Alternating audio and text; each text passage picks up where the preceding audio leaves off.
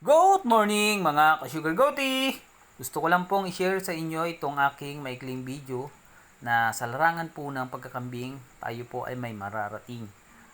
Tayo po ay kikita at kumikita. At ayan po, yung aking mga unang palahing F-Series ay naibenta na po natin yan. Kaya maraming salamat po sa mga nagtiwala at bumili ng aking palahing kambing. At dahil po dyan, ay meron na po tayong pandagdag sa ating bibilhin at pinapangarap na kulong-kulong or panghakot ng ating mga kumpay.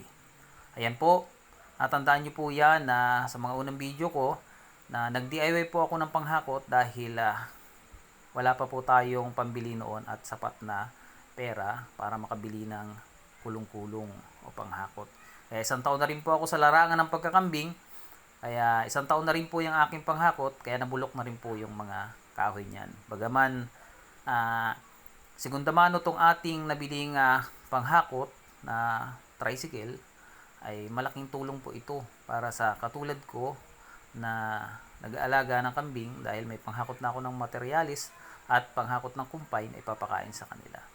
Kaya sa mga katulad ko pong nag-aalaga ng kambing at pumasok sa goat farming at gusto pang pumasok sa larangan ng pagkakambing, sana naka-inspired po ako. At hanggang sa muli, me!